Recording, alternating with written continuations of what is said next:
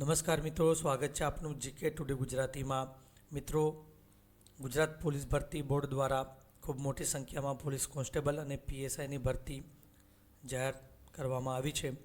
તે વિશેની સંપૂર્ણ માહિતી આજે આપણે આ વિડીયોની અંદર મેળવવાના છીએ, જેમાં વય મર્યાદા શું રહેશે, કોણ કોણ અરજી કરી શકે છે, પગાર ધોરણ શું રહેશે, લાયકાત અને અન્ય સંપૂર્ણ માહિતી આપણે આ વિડીયોની અંદર મેળવીશું। તો મિત્રો ચાલો આગળ વધીએ। તો મિત્રો, ગુજરાત પોલીસ ભરતી બોર્ડ દ્વારા જેમાં ગુજરાત રાજ્ય પોલીસ દળ વર્ગ 3ની પોસાઈ કેડરની બિન હથિયારી પોલીસ સબ ઇન્સ્પેક્ટર, હથિયારી police sub inspector, platoon commander તથા જેલર ગ્રુપ 2 તેમજ લોકરક્ષક કેડરની બિન હથિયારી પોલીસ કોન્સ્ટેબલ, હથિયારી પોલીસ કોન્સ્ટેબલ SRPF અને જેલ સિપોઈની ખાલી જગ્યાઓ સીધી ભરતીથી ભરવા માટે ગુજરાત પોલીસ ભરતી બોર્ડ દ્વારા ફક્ત ઓનલાઈન અરજીઓ મંગાવવામાં આવે છે। તો મિત્રો, અહીં ખાસ ધ્યાન રાખો કે માત્ર ઓનલાઈન અરજીઓ મંગાવવામાં આવે છે અને તારીખ 3/12/25થી તારીખ 23/12/25 સુધી ojas.gujarat.gov.in વેબસાઇટ પર જઈ ઓનલાઈન અરજી કરવાની રહેશે। આગળ વધીએ મિત્રો। સંવર્ગવાર જગ્યાઓની વિગત નીચે મુજબ છે, જેમાં બિન હથિયારી પોલીસ સબ ઇન્સ્પેક્ટર 659, હથિયારી police sub inspector, platoon commander 129 જગ્યાઓ, જેલર ગ્રુપ 2 પુરુષ 70 જગ્યાઓ, બિન હથિયારી પોલીસ કોન્સ્ટેબલ 6942, હથિયારી પોલીસ કોન્સ્ટેબલ 2458, જેલ સિપાઈ પુરુષ 300, જેલ સિપાઈ મહિલા મેટ્રન 31 જગ્યાઓ, હથિયારી પોલીસ કોન્સ્ટેબલ એટલે કે SRPF 3002। તો કુલ મળીને 13,591 જગ્યાઓ બહાર પાડવામાં આવી છે મિત્રો। આગળ વધીએ।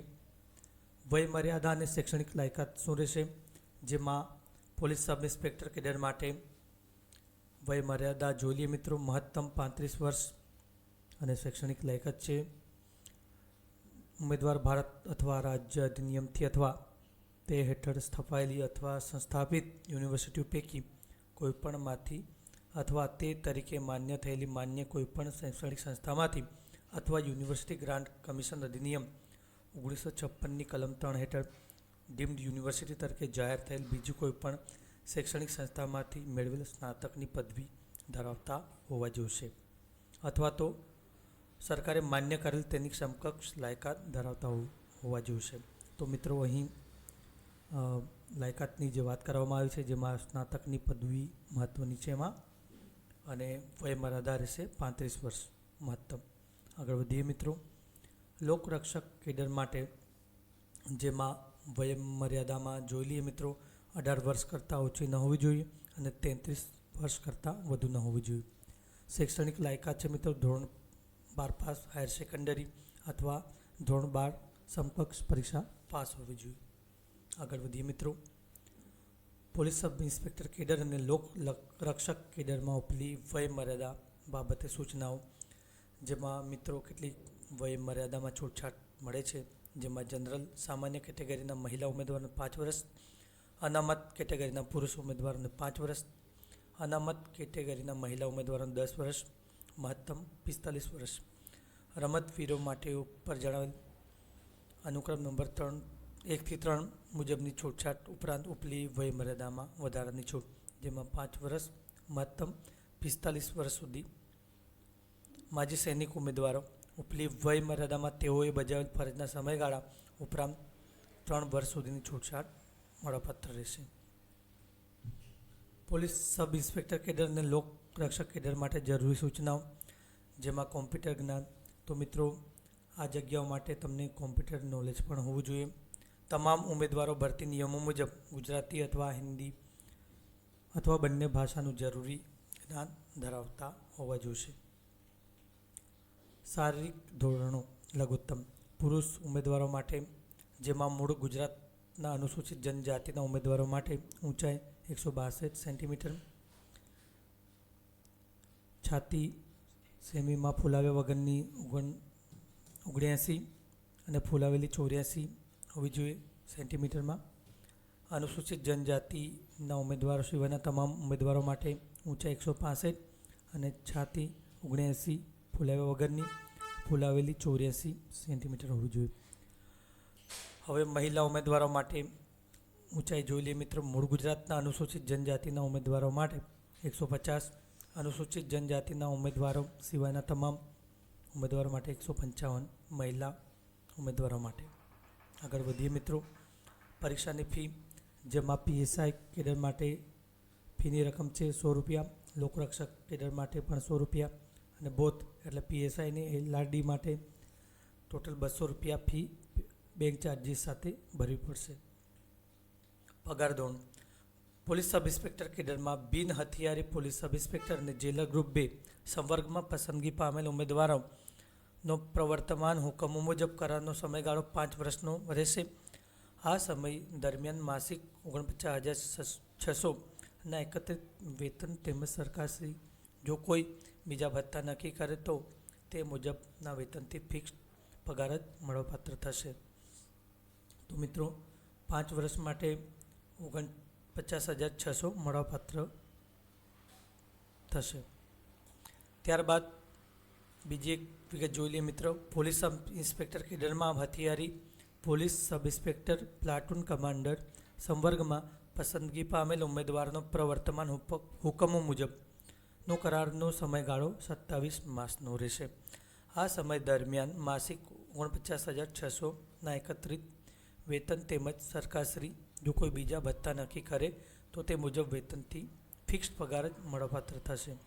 મિત્રો, અહીં આ જે જગ્યા છે પોલીસ સબ ઇન્સ્પેક્ટરની, તે બંને પોસાઈ કેડરમાં બિન હથિયારીમાં છે, એમાં 49,600 અને પોલીસ સબ ઇન્સ્પેક્ટર કેડર જે હથિયારી છે એમાં પણ 49,600નું વેતન મળવાપાત્ર થશે. ત્યારબાદ નિયમિત થયાથી જે ધારાધોરણ પ્રમાણે જે પગાર મળવાપાત્ર છે તે મળવાપાત્ર થશે.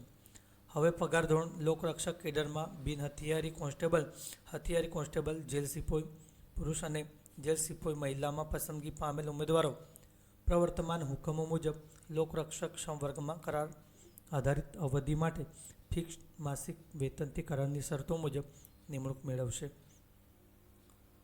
અને અંતે સંતોષકારક સેવા પૂર્ણ કરનારને નિયમિત રીતે મળવાપાત્ર પગાર ધોરણમાં નિમણૂક આપવામાં આવશે. તો મિત્રો, અહીં ફિક્સ માસિક વેતન લખ્યું છે પરંતુ કોઈ પગાર ધોરણ દર્શાવવામાં આવ્યું નથી.